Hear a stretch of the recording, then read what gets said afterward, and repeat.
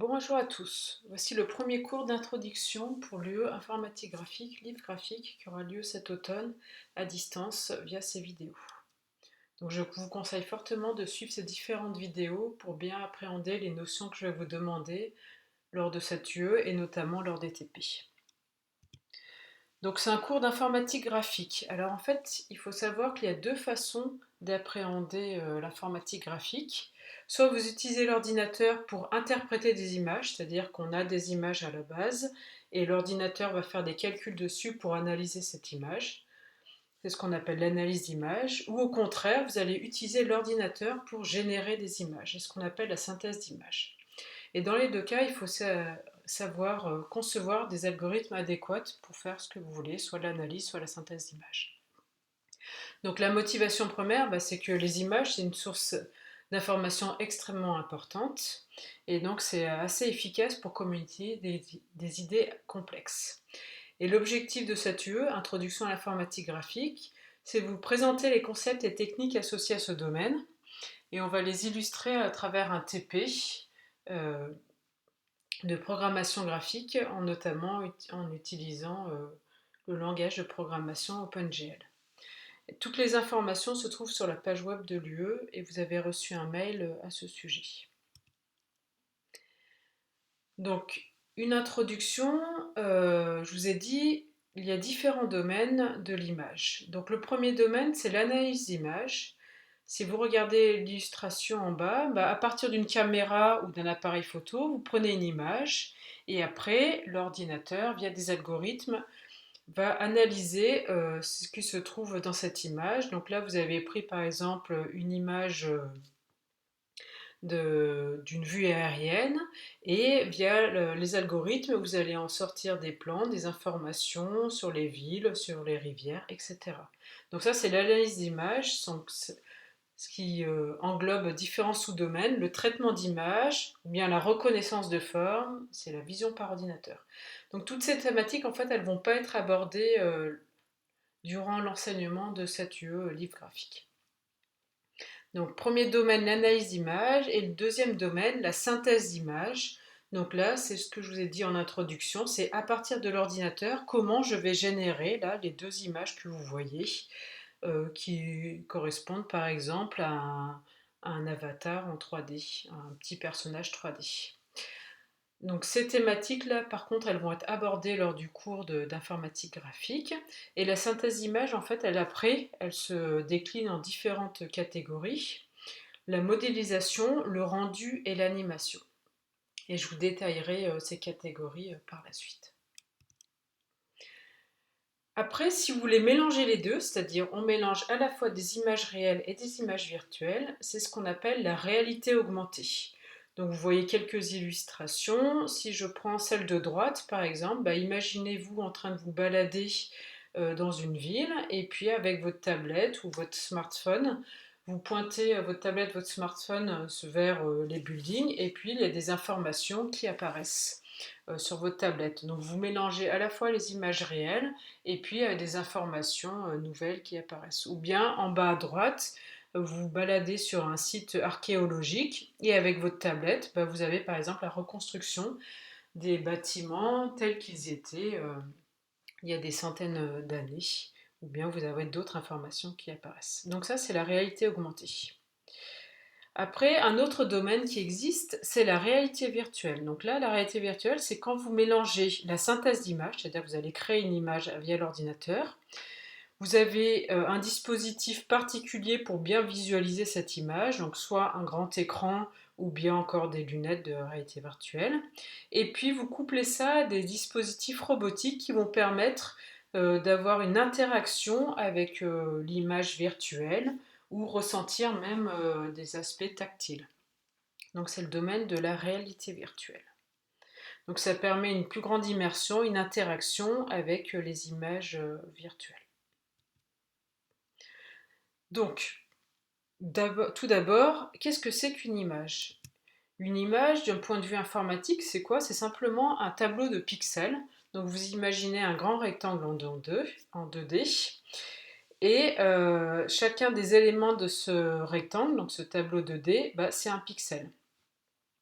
Donc il y a un certain nombre de lignes, de colonnes, et puis les pixels peuvent être encodés de différentes façons. On a différentes sources d'informations avec, par exemple, si c'est du noir et blanc, il va avoir un certain niveau de gris, ou bien si c'est en couleur, un niveau de couleur.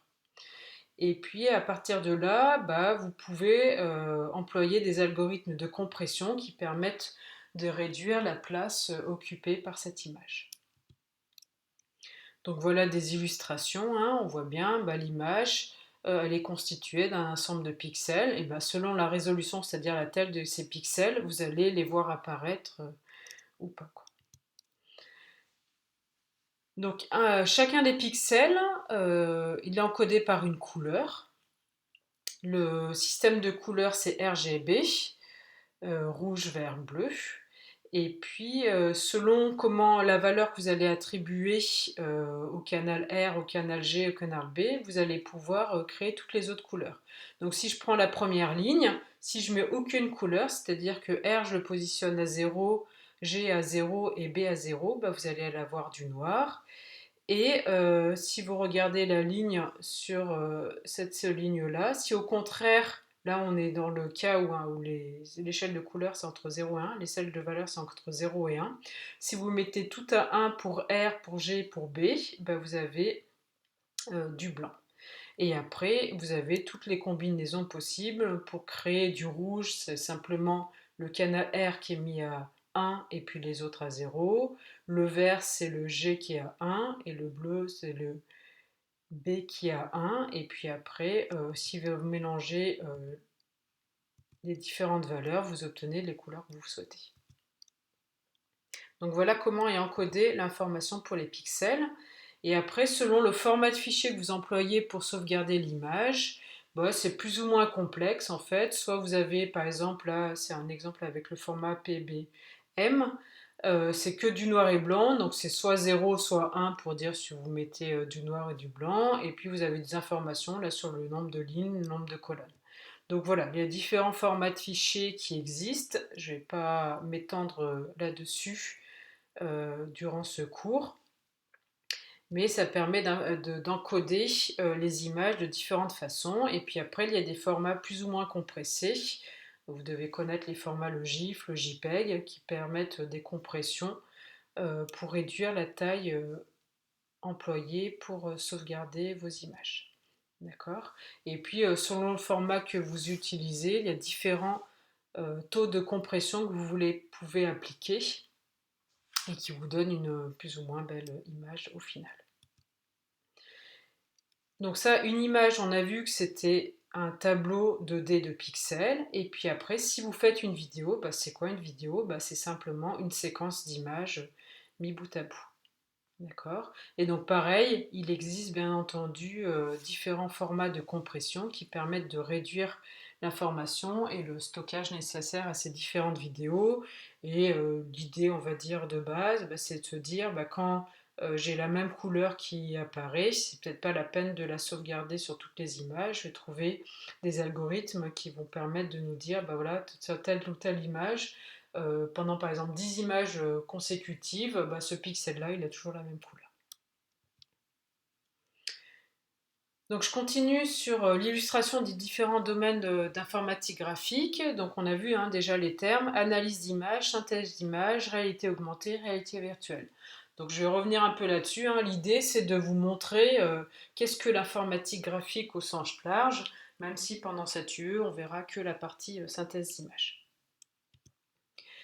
Donc premier sous-domaine, c'est l'analyse d'image. Donc je vous rappelle, on vous avez pris une image, vous avez une photo, une image, et à partir de cette image, vous allez vouloir l'analyser pour sortir différentes informations. Donc là, les illustrations qu'on vous met, bah, par exemple, vous avez une caméra, une webcam qui filme la foule dans une rue, et puis grâce aux algorithmes, on va pouvoir en sortir, en découler, là, entourer les piétons qui se baladent dans la rue. Ou bien là, sur tous les appareils photo, hein, maintenant, quand vous prenez une photo, généralement, il y a le visage qui est entouré, et puis il va vous donner des informations. Est-ce que, par exemple, il sourit est-ce que quelqu'un sourit? Est-ce qu'il a les yeux fermés, etc. Donc, c'est l'analyse d'image. À partir d'une image, on veut en sortir de l'information. Et après, les sous-domaines qu'on avait vus, hein, ils sont tous marqués tout autour, là, le traitement d'image, l'intelligence artificielle maintenant, reconnaissance de forme, traitement de signal, physique, mathématiques. Enfin, on a besoin de toutes ces compétences-là pour faire la vision par ordinateur. Donc une autre illustration de l'analyse d'image, bah, par exemple, vous avez des images, là, le portrait, le profil, donc la prise de vue de quelqu'un sous différents angles, et à partir de là, on va réussir à reconstruire en 3D cette personne. Ou bien à partir des images prises par exemple en se baladant dans une ville avec différents points de vue, on va pouvoir reconstruire entre guillemets en 3D cette vue. Donc c'est ce que vous voyez hein, sur Google Maps par exemple. Le tracking, c'est toujours pareil. C'est là, c'est comme tout à l'heure, on voyait une image qui était entourée, enfin les piétons, pardon, qui étaient entourés sur l'image. Bah là, vous faites ça au fil du temps. Et comme ça, vous pouvez suivre les piétons qui marchent dans la rue. Donc ça, c'est ce qui va dans le domaine de la vidéo, de la surveillance vidéo, ou bien sur l'autoroute, suivre le trajectoire des voitures. Le deep learning, hein, l'intelligence artificielle, apprentissage profond, c'est pareil. On a une image et puis on retrouve euh, ce qu'il y a dans l'image. Donc là, ça veut dire que grâce à l'intelligence artificielle, eh bien, cette image, on a compris où se trouvait une voiture, un panneau de signalisation, un vélo, un bâtiment, etc. Le trottoir, la végétation. D'accord? Donc on a donné une base d'informations à un algorithme, il a compris à chaque fois, on lui a montré, bah là regarde, ça c'est, quand tu vois ce type d'objet, c'est un panneau de signalétique, et à partir de là, après il va pouvoir faire cette reconnaissance automatiquement. Il y a la reconnaissance d'écriture également, donc on veut écrire à la main et puis on veut que l'ordinateur reconnaisse là les différents chiffres que l'on a écrits ou bien les lettres que nous avons écrites. Donc là c'était l'illustration de capture de visage. Donc à partir d'une image, je reconnais où sont les visages des personnages, je reconnais où sont les yeux ou bien la bouche, etc. Et puis l'illustration en dessous, bah, c'est ce qu'il faut falloir faire attention. D'ailleurs, c'est on prend des images, on a une vidéo existante, on est en train de capturer la vidéo d'une autre personne, et puis on va faire en sorte que le personnage, là, son visage fasse, par exemple, la bouche fait les mêmes mouvements que la personne que j'ai filmée. D'accord. Donc c'est du transfert d'informations sur une vidéo. Et donc maintenant, en recherche, il y a maintenant des travaux qui s'attellent à savoir bah, est-ce qu'il y a une vidéo qui a été truquée ou pas pour savoir si c'est une originale ou si au contraire elle a été créée de cette façon-là.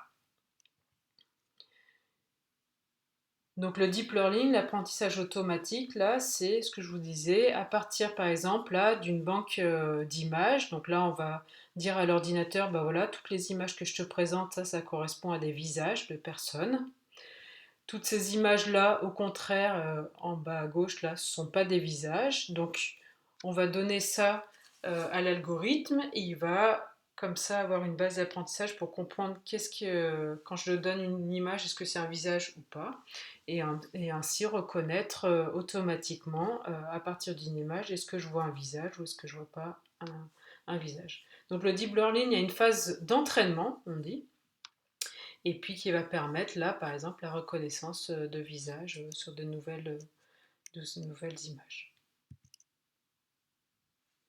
Donc en fait tout ce domaine-là, hein, c'est le but du jeu finalement, c'est d'imiter la nature, mais par contre on a réussi à imiter la nature, là l'illustration c'est de faire un avion par rapport à un oiseau, et bien là le traitement d'image c'est réussir à, à faire en sorte que les algorithmes finalement ils fassent ce que votre œil et votre cerveau fait entre guillemets automatiquement. D'accord. Ça reste encore limité, hein, là, bien entendu, par exemple, on a affiché une image avec des pixels assez grossiers et on voit tout de suite que ce n'est pas la vraie image de la Joconde, par exemple. Ou bien les délimitations, là, vous devez voir normalement qu'on a l'impression en fait qu'il y a un mouvement, d'accord? Alors qu'il n'existe pas, hein, c'est votre œil qui crée ce mouvement-là. Et donc au final, le traitement d'image, voilà ce qu'on essaye de refaire. Donc dans la vraie vie, il y a le cerveau. Vous voyez une image, il y a toute une interprétation à partir de l'œil et du cerveau. Et avec la vision par ordinateur, on essaye de refaire ça. Donc ça veut dire essayer de faire du traitement d'image, de la reconnaissance de forme, c'est-à-dire que quand je vois quelque chose, bah, je sais tout de suite si c'est une chaise, si c'est un bureau, si c'est une personne, et sur la personne, où est-ce que c'est son visage. Donc avec la reconnaissance de forme, on essaye de reproduire des algorithmes qui font ça. Quand je vois un visage, savoir s'il est en train de sourire ou pas. Quand je vois une personne, est-ce qu'elle a les yeux fermés ou pas, etc. D'accord? Donc la vision par ordinateur, finalement, elle essaye de reproduire, d'imiter la nature avec ce qu'on fait nous naturellement quand on voit quelque chose, quoi. Mais il y a encore du travail. Donc traitement d'image, je vous disais, on ne verra pas ça hein, pendant cette UE. Donc si vous continuez dans les autres années, par exemple en master, vous pourriez avoir ce type de cours. Nous, ce qui va nous intéresser, c'est la synthèse d'images. Donc, c'est à partir d'un ordinateur, je vais pouvoir créer des images virtuelles. Donc là, les illustrations, bah, à partir d'un ordinateur, je vais créer des objets 3D. Donc en bas à droite, on a une scène, par exemple, avec le sol, un arbre, de la végétation et un personnage qui est en mouvement. Donc comment, à partir de l'ordinateur, j'arrive à concevoir ce type d'image virtuelle.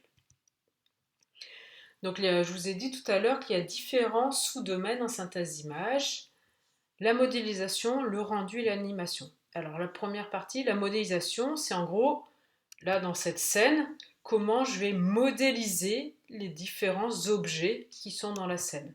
Donc, la modélisation, c'est donner une représentation mathématique de ces différents objets de la scène. Donc, on verra hein, pendant les autres séances de cours comment on arrive à faire ça.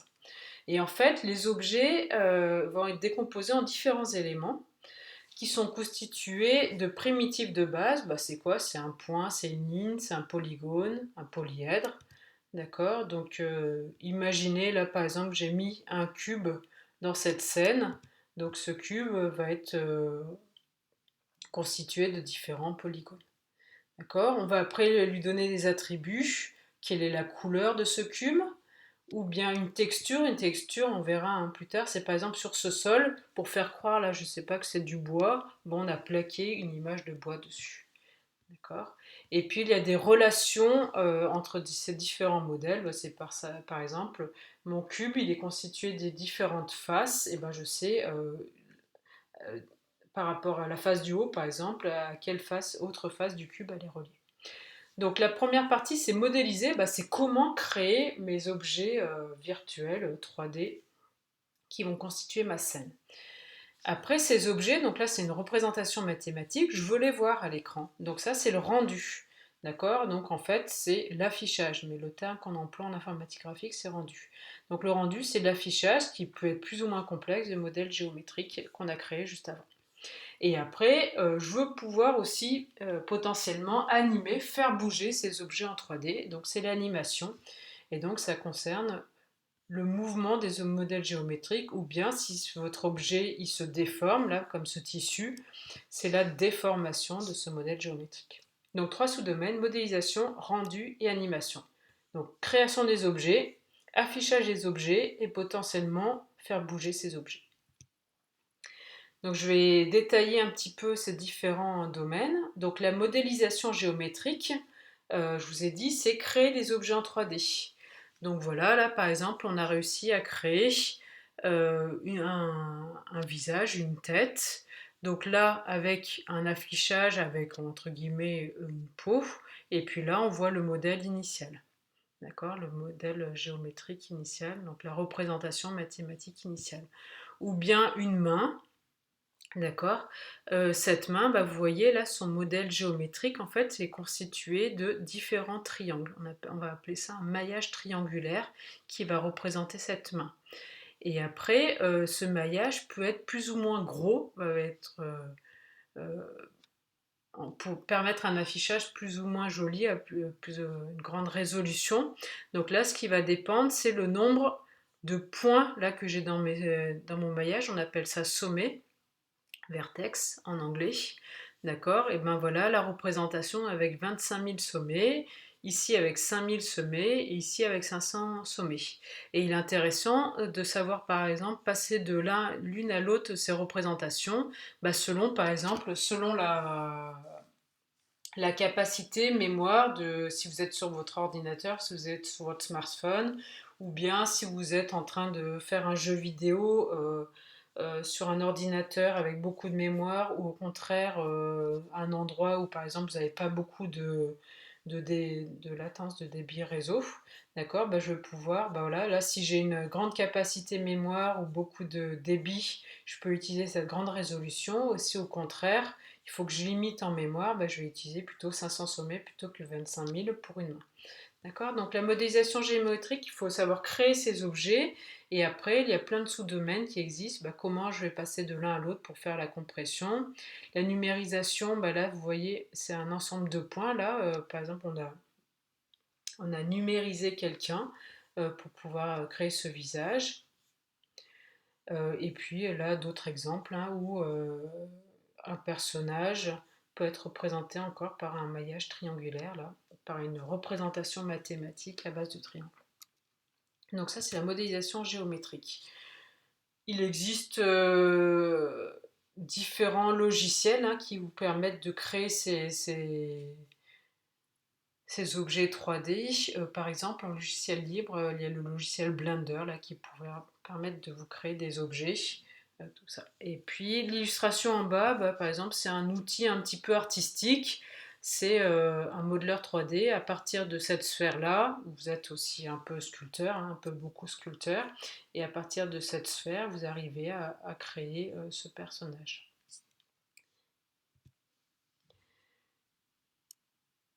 Donc pour concevoir ces objets 3D, il y a différentes techniques. Il y a une technique qu'on appelle ça la modélisation procédurale. Donc si jamais vous avez en TP par exemple Monsieur Éric Galin, bah, c'est ce qu'il fait dans son domaine de recherche. C'est comment je vais créer une procédure qui va créer automatiquement entre guillemets mes objets, et c'est beaucoup employé dans les jeux vidéo. C'est dans les jeux vidéo, bah, le monde virtuel dans lequel vous avancez, bah, il va être créé au fur et à mesure que vous avancez dans ce monde grâce à des modèles mathématiques. Donc ça, c'était la modélisation. On verra hein, un cours sur la modélisation. Je vous apprendrai à créer des objets assez simples hein, au départ. Après, je vous ai dit, le deuxième sous-domaine, c'est le rendu, c'est comment je vais afficher ces modèles. Donc pareil, hein, ça fera l'objet d'un autre cours d'informatique graphique. Donc là, c'est l'illustration au cours du temps des affichages qu'on a réussi à faire. Donc l'affichage en fil de fer, donc là vous avez une scène hein, avec différents objets, un cube, une sphère, un cône et un tore, un donut. D'accord. Fil de fer, c'est simplement, je vous ai dit, il y a une représentation mathématique. Donc là, on voit bien le cube qui est constitué de sommets, et les sommets sont reliés entre eux par des arêtes. Et fil de fer, je vais voir toutes ces arêtes qui apparaissent. Ça, c'est la première affichage qu'on a réussi à faire. Hein. Après, il y a l'affichage en tenant compte des faces cachées, c'est-à-dire par exemple, dans le cube, bah, si je suis positionnée en face de ce cube, il n'y a aucune raison que je vois les faces arrière. Donc là, elles ont été effacées. D'accord, on ne les voit plus. Notamment dans la sphère aussi, vous voyez, il y a beaucoup moins de faces qui apparaissent. Donc là, c'est en noir et blanc, enfin, on voit que les arêtes. Et puis après, vous les rajoutez de la couleur. Et il y a différentes personnes hein, au cours des 30 dernières années qui ont fait ce type d'affichage. Donc il y a eu le rendu dit de Gouraud, qui donne ce type d'affichage. Donc vous voyez, on a mis de la couleur, on a fait apparaître des ombres, c'est-à-dire que vous imaginez qu'il y a une source lumineuse qui apparaît ici, et donc cette partie-là, elle est cachée, donc elle est en noir. Donc on a pris en compte ça, mais par contre, les faces là qu'on avait créées, elles apparaissent, donc c'est pas forcément joli. Donc après, il y a eu un lissage dit de Phong qui permet de cacher ces facettes. Et puis après, vous pouvez appliquer des textures, c'est-à-dire que ce cube, je ne le veux pas bleu, mais je veux lui faire apparaître un motif dessus. Vous partez d'une image et vous le mettez dessus. Donc on verra tout ça durant le cours de rendu, d'illumination et puis de texture, comment on arrive à faire ça. Donc on peut faire un rendu plus ou moins réaliste. Donc par exemple dans des logiciels d'architecture, le but du jeu c'est que donner envie euh, de concevoir, je sais pas, une nouvelle salle de bain, un nouveau lieu, et donc on veut que ça soit le plus réaliste possible. Donc c'est les techniques qu'on appelle illumination globale, et qui demandent plusieurs minutes de calcul, voire même des heures de calcul, qui tiennent compte là. Donc c'est j'ai créé cette scène, je veux faire l'affichage comme si voilà, c'était illuminé par le soleil qui rentre par sa fenêtre là. Comment j'arrive à avoir ce type de rendu? D'accord, ou ces d'autres autres images. Donc c'est être le plus réaliste possible. Donc là, pour ce type de rendu, hein, on peut faire des précalculs avant. C'est pas grave si, je sais pas, ça prend 10 minutes à calculer cette scène, parce qu'après c'est juste les images qu'on va regarder.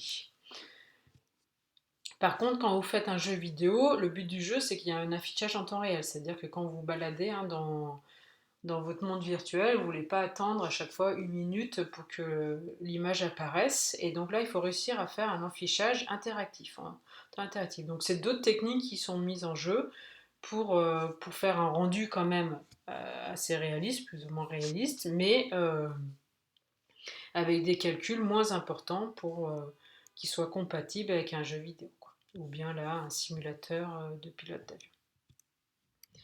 Après, une autre sous-domaine qui existe, c'est le rendu non photoréaliste, NPR. Là, c'est vous faites exprès de faire un rendu, là, par exemple, crayonné. Euh, donc, c'est j'ai créé ma scène 3D, je veux faire un affichage, et puis je veux choisir le type d'affichage. Par exemple, vous choisissez un peintre, voilà, je veux pouvoir faire l'affichage comme ferait ce peintre-là. Ou bien de manière un petit peu plus dessin technique. D'accord. Donc c'est tout un pan de recherche qui existe pour faire ce type de rendu.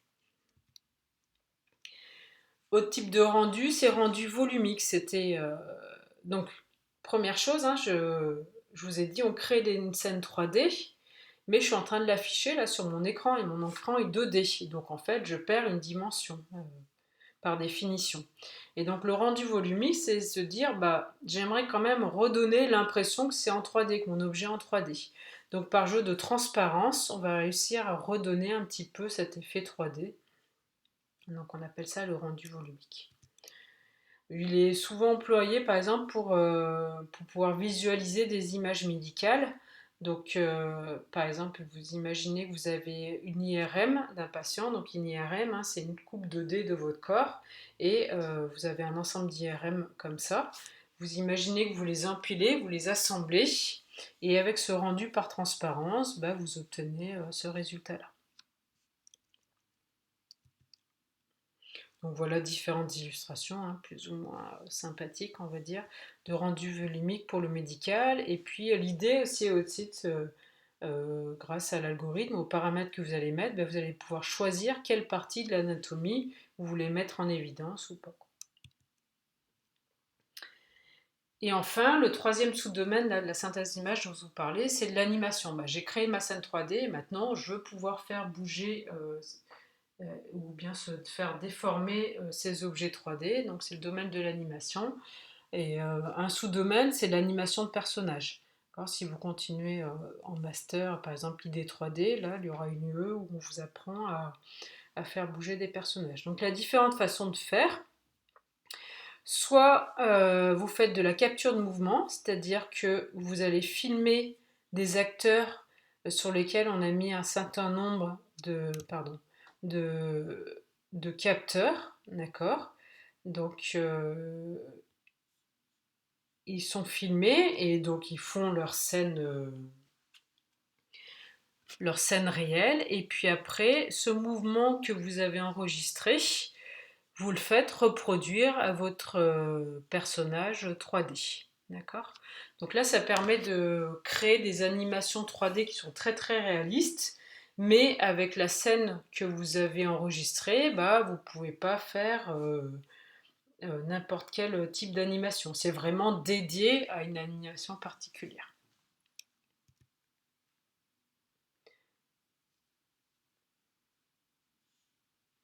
Là, c'est un slide pour vous présenter un peu comment on fait ça. En fait, donc, je vous ai dit, vous avez un acteur, on lui met des capteurs dessus.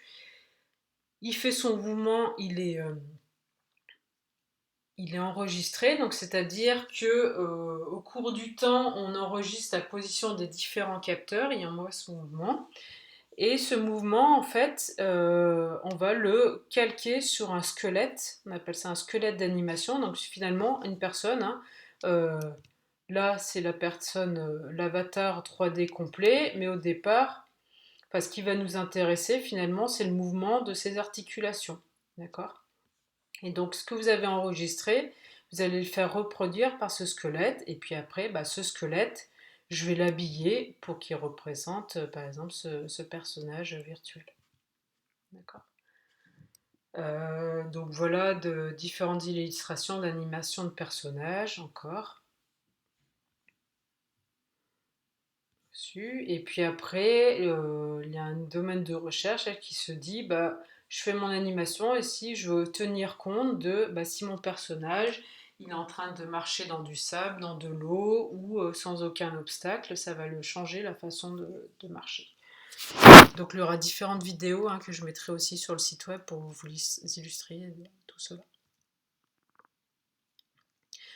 L'animation de visage, donc c'est cette fois-ci je veux pas animer tout mon personnage, mais simplement son visage. Et donc bah là j'ai le visage virtuel en 3D. Je fais pareil un enregistrement et puis cet enregistrement je vais le mapper sur mon visage virtuel. D'accord. Donc ça c'est tout ce qui est animation de personnage, animation de visage, c'est dans la même thématique. Et puis maintenant si vous voulez animer et créer d'autres phénomènes physiques réels, c'est l'animation physique. Donc c'est comment je vais réussir à reproduire par exemple une simulation de fluide, ou bien bah, mon personnage virtuel il a des cheveux qui se déforment, qui bougent durant le mouvement du personnage. Donc comment j'arrive à créer ça? Là on a des illustrations sur bah, comment j'arrive à faire de la simulation de fumée, où j'ai créé des objets en 3D et ils tombent les uns sur les autres. Donc comment réussir à faire ça? Donc là on va partir des équations physiques en fait, équations de la mécanique, pour pouvoir de manière algorithmique recréer ce type de phénomène. Donc pareil, je mettrai sur la page web un certain nombre de vidéos là pour vous montrer ce type d'animation. Donc on a vu les sous-domaines de la synthèse d'images, création des objets, c'est la modélisation, affichage des objets, c'est le rendu, et mouvement de ces objets, c'est de l'animation. Donc c'est les trois thématiques, on va dire, de la synthèse d'image, et il y a différents domaines d'application. Hein, donc pourquoi on a envie de créer ce type d'image virtuelle? Bon, il y a des domaines d'application que vous connaissez très bien. Premier domaine un peu sérieux, on va dire, c'est le domaine architectural de la CO. Bah, c'est je vais concevoir en 3D une pièce d'outillage pour la modéliser, pour voir quelle forme je lui donne avant de la concevoir réellement. D'accord? Donc ça, c'est tous les logiciels de CAO qui permettent de faire ça. Et donc là, on a une représentation mathématique d'un objet 3D. Bien entendu, les jeux vidéo, hein, donc là c'est vraiment le domaine de la synthèse d'image, des loisirs numériques. Créer des personnages en 3D, les animer, et puis là, si je veux de l'animation physique, là par exemple, l'animation de ses cheveux, l'animation du fouet de Lara Croft, et puis après, créer tout l'environnement virtuel qui paraît plus ou moins réaliste. Les films d'animation, domaine bien connu, où là, pour les jeux vidéo, il faut être en temps réel, temps interactif. Les films d'animation, à chacune des images, elles peuvent prendre des minutes, voire des heures de calcul pour faire des choses plus ou moins réalistes. Donc là, j'ai mis des illustrations de films d'animation de Pixar. Donc là, par exemple, à l'époque de Monster et compagnie, c'était comment faire ses poils de manière réaliste. Là, c'était Vaiana. C'était un film d'animation où on voyait vraiment beaucoup de simulations de fluides qui étaient très réalistes. D'accord. Il peut y avoir aussi d'autres domaines sérieux, on va dire la simulation scientifique. C'est grâce à l'image, j'arrive à visualiser le résultat de simulations numériques complexes qui permettent de mieux comprendre le résultat obtenu par la simulation numérique. Donc simulation d'océanographie, simulation de météorologie, simulation là, de faisceaux de particules, de plasma, simulation de fluides, pour mieux comprendre les choses. Le domaine de l'imagerie médicale, c'est mieux visualiser les données médicales qui sont à notre disposition. Donc là, par exemple, vous devez traiter un patient, lui enlever une tumeur, donc on a les images réelles, et via la 3D, la synthèse d'images, on arrive à mettre en avant, là regardez les parties vertes là pour dire, voilà les tumeurs se trouvent ici, c'est plus facile à visualiser. Et puis cet affichage-là, vous pouvez le mettre en surimpression du patient réel. D'accord. Là pareil, on a pris des images médicales et puis on les assemble pour voir la reconstruction 3D là, du poumon, pour mieux appréhender les choses. Donc là, c'est de l'affichage qui permet déjà d'avoir une meilleure compréhension des images médicales usuelles, parce qu'on va rajouter de l'information dessus. On peut mettre en couleur des éléments, mais ça ne bouge pas. Et puis après, il y a là, notre domaine, c'est la simulation biomécanique, c'est que je vais faire l'animation de ces images médicales pour mieux comprendre, par exemple, le comportement des organes. Là, c'est le comportement d'un foie. Je vais faire une biopsie, c'est prendre une petite partie du foie pour l'analyser. Mais avant de faire ce geste-là, je veux m'entraîner dessus. Donc il y a des simulateurs, comme les simulateurs pour les pilotes d'avion, des simulateurs d'entraînement. Et donc pour réussir à faire ça, il faut comprendre et modéliser, simuler le comportement de l'interaction entre l'outil et puis le foie virtuel. D'accord. Donc ça, c'est le domaine de la simulation biomécanique. Différents types d'applications encore, là, dans le simulation biomécanique, c'est de faire un simulateur pour l'apprentissage d'un geste d'ophtalmologie de la cataracte. Cataracte, c'est vous devez enlever quelque chose qui est sur le cristallin de l'œil. Donc là, ils ont une création de l'objet 3D, donc de l'œil. Donc vous le voyez, donc là avec un rendu, un affichage très réaliste, mais à la base, on revoit là le modèle géométrique, là, à base de triangle. On fait une simulation pour comprendre comment se déforme l'œil avec le mouvement qu'on va faire avec l'instrument ophtalmologique. Et donc là, la simulation, là, en bleu, c'est sans doute des parties qui ne sont pas déformées, et en plus ou moins rouge, c'est les parties qui sont déformées. Au titre de simulation biomécanique, c'est par exemple reproduire la descente d'un fœtus au cours de l'accouchement pour mieux comprendre un accouchement, et puis pareil, faire des simulateurs d'apprentissage. Donc à partir d'IRM, là, d'une femme enceinte, on arrive à créer les objets en 3D, donc le fœtus, le placenta, le bassin pelvien, le bassin osseux, l'abdomen, et puis après, avec des équations mathématiques, on arrive à simuler les contractions qu'il y a de manière d'habitude naturelle, les poussées maternelles, pour faire en sorte que le bébé, au cours de l'accouchement, enfin le fœtus au cours de l'accouchement, à descendre et reproduire ainsi la trajectoire du fœtus au cours d'un accouchement et même simuler, si vous utilisez des forceps pour faire cet accouchement, les déformations induites par ces forceps sur la tête du fœtus. Donc là, tous ces domaines-là, c'est je crée les objets. Je vous avais dit, si maintenant je veux pouvoir interagir avec ces objets en 3D, c'est le domaine de la réalité virtuelle. Et le but du jeu, là, c'est d'immerger l'utilisateur dans le monde virtuel et de pouvoir interagir avec ce monde virtuel. Donc pour ça, on va s'intéresser, enfin ce qui intéresse les domaines de la réalité virtuelle, c'est comment je peux faire un affichage plus ou moins réaliste, ou vraiment avoir l'impression d'être immergé. Donc là, si vous êtes dans un cave, où l'affichage se fait de partout, hein, au plafond, et puis vous imaginez, donc là, il y a simplement 2 plans, mais ça pourrait être sur tous les murs de votre salle, ainsi qu'au plafond, pour vraiment avoir une sensation d'immersion. Ou bien vous avez des lunettes de réalité virtuelle qui donnent une impression que l'objet 3D est devant vous. Et puis après, vous rajoutez d'autres dispositifs qui vous permettent d'interagir avec la scène virtuelle. D'accord? Donc, au niveau vision, je vous ai montré là ce dispositif d'affichage, un casque de réalité virtuelle. Vous pouvez avoir un grand écran également qui permet de travailler à l'échelle 1. Par exemple, c'est ce qui est employé chez Renault, chez les constructeurs automobiles. Je conçois sur l'ordinateur une nouvelle voiture.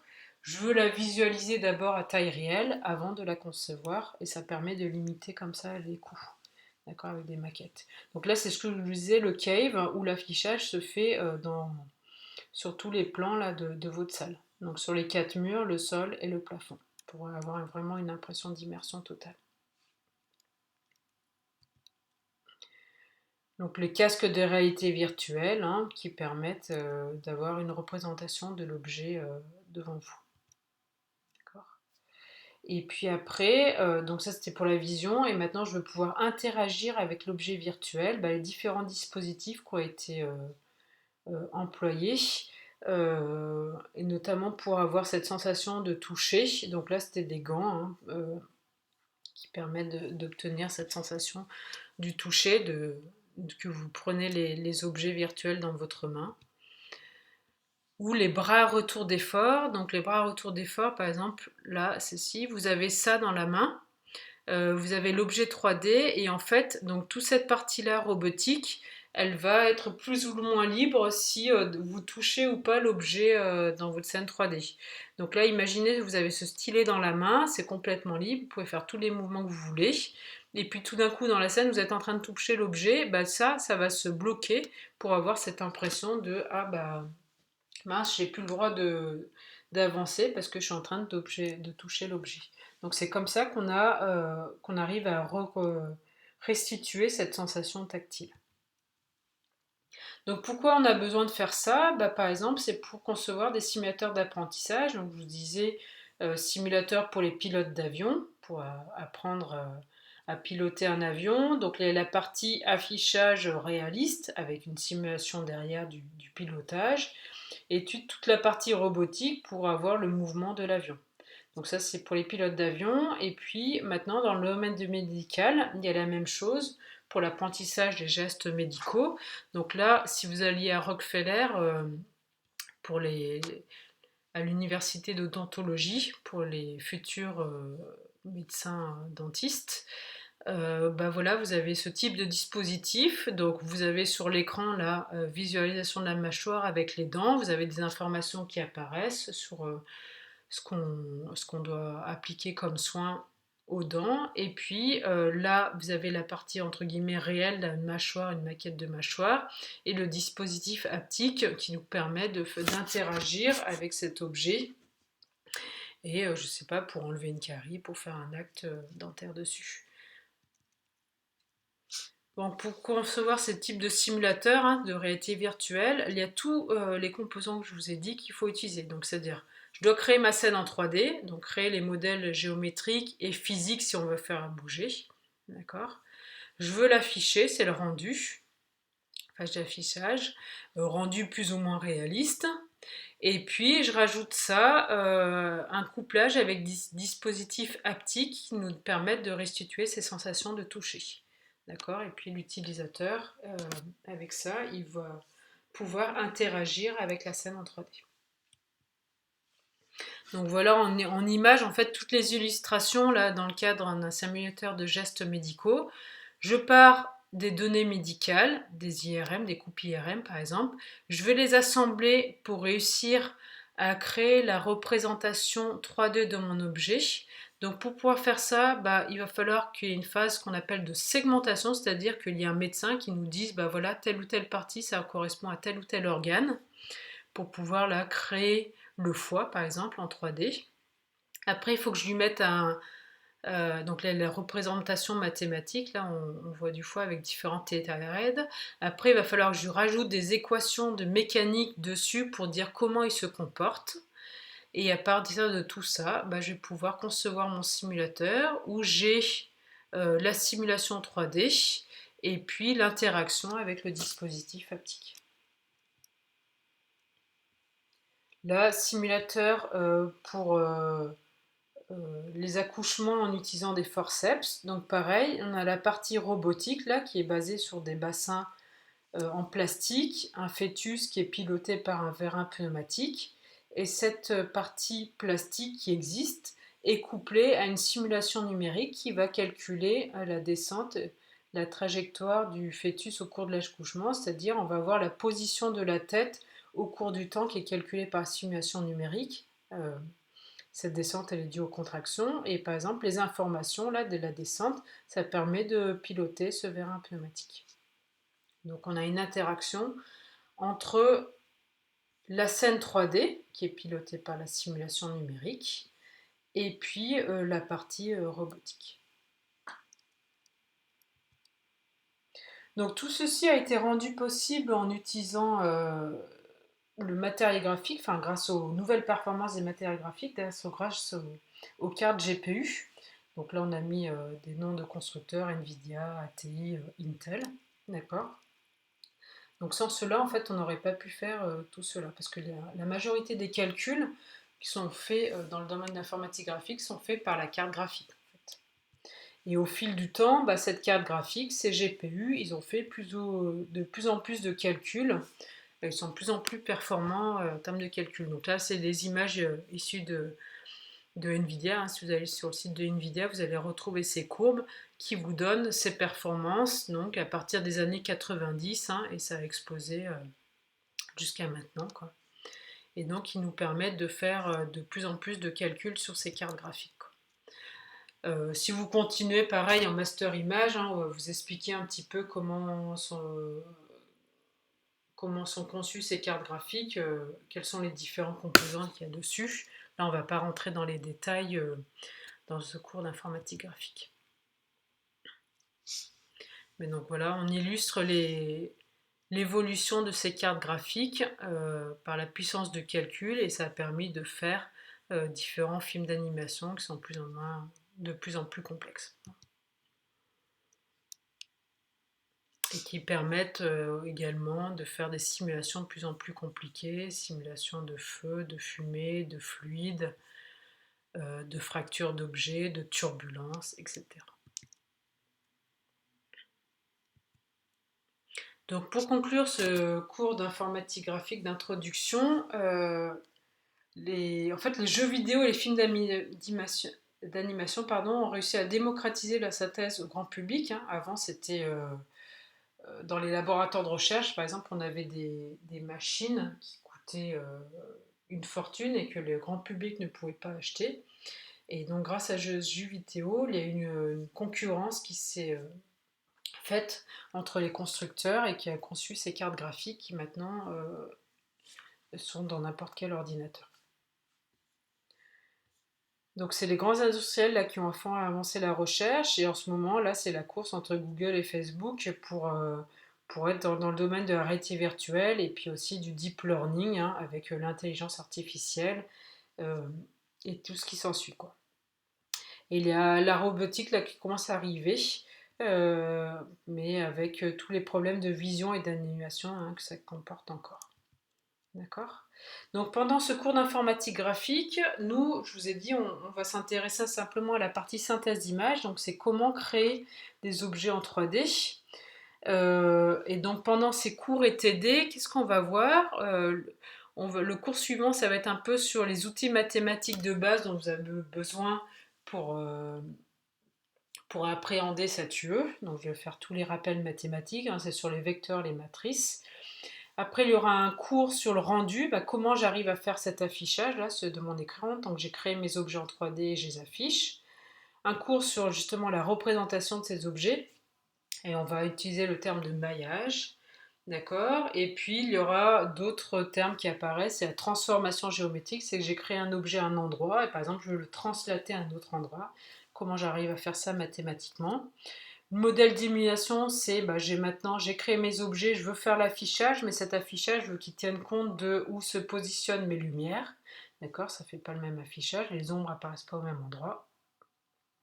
Un cours sur la modélisation, comment je peux concevoir mes objets, on va voir par révolution, par extrusion, par carte de hauteur, ça va permettre de créer un terrain, notamment en TP. On va voir aussi le cours sur les textures, donc j'applique une image, par exemple de bois, sur mon cube que j'ai créé, pour avoir l'impression que c'est un cube en bois, et puis comment j'arrive à animer tout cela. D'accord. Donc l'ensemble des transparents des cours se trouve sur la page web.